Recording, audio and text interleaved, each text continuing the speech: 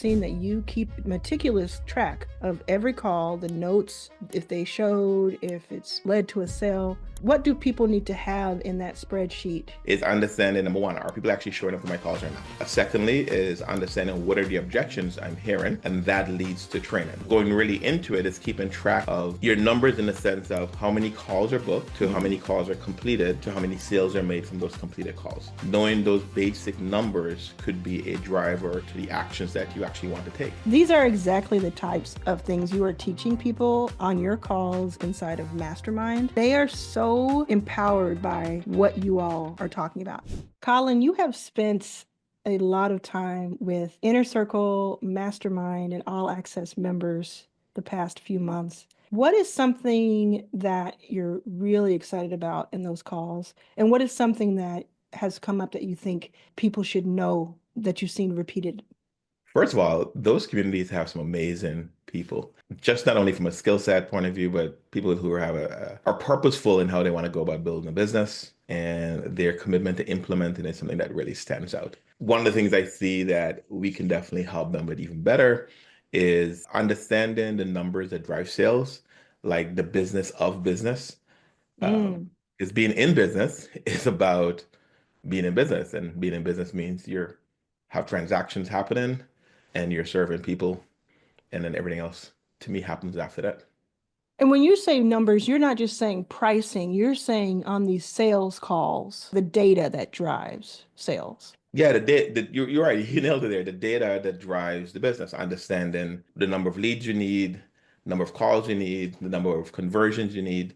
And it doesn't have to be only on sales calls, but that is helpful if you have an email marketing campaign, you have a sales page, you're running a webinar or a masterclass. Just knowing those numbers it could be a big driver for you. Yeah, I've seen it on the back end because we work together. I've seen that you keep meticulous track of every call, the notes, if they showed, if it's led to a sale. What do people need to have in that spreadsheet? And why do people need to have that spreadsheet? So let's start with why they need to have the spreadsheet. Me personally, it's a great motivator, a training tool, also a tool for optimization. So I'll start from the optimization part. Is understanding, number one, are people actually showing up to my calls or not? So I need to optimize that for them to get on the call. Secondly, is understanding what are the objections I'm hearing, and that leads to training, right? Okay, let me understand, why am I hearing this objection? Let me go back to the call to see if I actually, what is it is happening on that call that I'm not communicating the offer clearly. So those are a couple of things right off the bat that can help you improve your sales if you look at those two areas.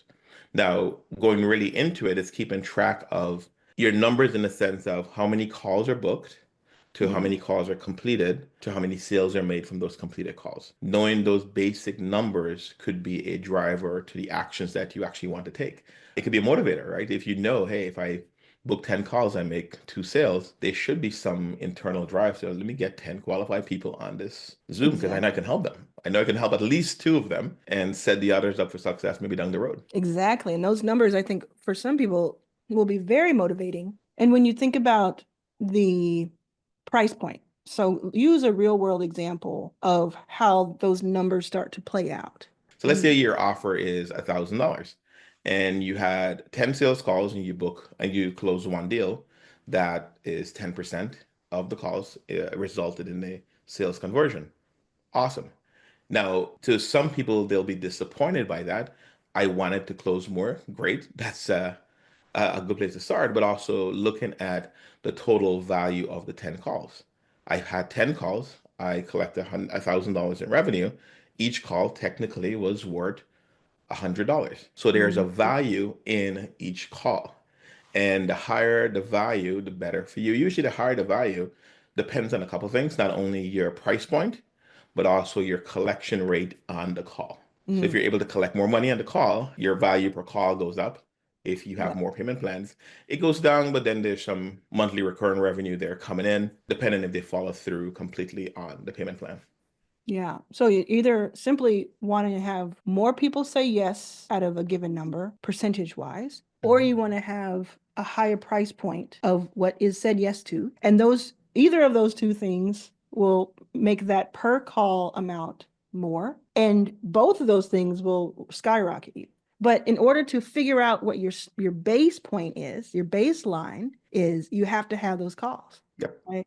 You have to And have those calls as one, yeah, but also you mentioned you got to track the calls. Because I speak to quite a few people that don't track their calls. They'll say, "Yeah, I thought I had 10 calls last month." Well, there's really nothing for us to build on if you thought you had 10 calls. If you had 10 calls, now I know, okay, let's figure out how these calls occurred, what happened to mm, cause them to get on there, what happened during the calls to cause a conversion. So you can really use it as a foundation building number to grow the business. We talked briefly about the numbers that happen as a result of scheduled calls and completed calls.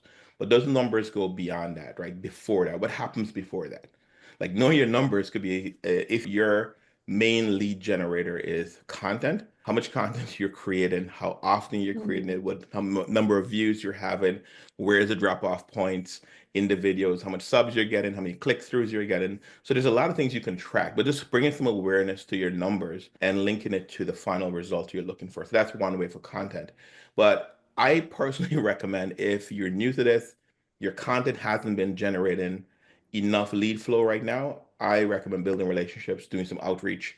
It's one of the easiest ways to move the needle, but it's tracking that outreach. Hey, today I reached out to 10 people, 4 responded. I booked one on a call. Again, knowing those numbers, it could be a driver for how you show up in the business. Because if I know for every 30 people I reach out to, I have 15 conversations and I book 2 calls. Okay, let's reach out to the next 30 people, right? mm, It's a mhm. great guide of where to go next. It's like when I go hiking, I notice on the trees there's a painted mark to let me know I'm on still on the right trail. I look at your numbers as that thing.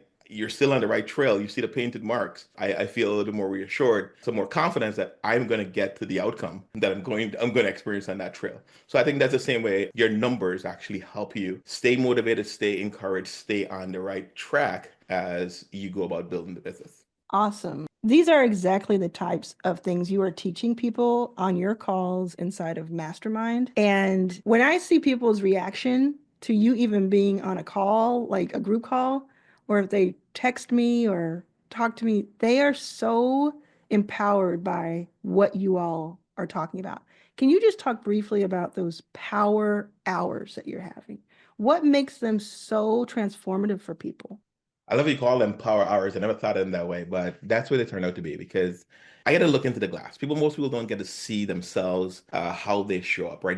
There's assumption of this is how I show up, but after people share, members, not people, these are Mm, members who actually share their life stories, their business stories, the results they've created for other people. I'm like in awe. And then I mm, get to reflect that to them. And a lot of times they're taking back, oh, I didn't see that way. Members have shared some amazing accomplishments they've made. And I've said it back, oh, I never thought of it that way. But it shifts how they saw themselves, saw their offers.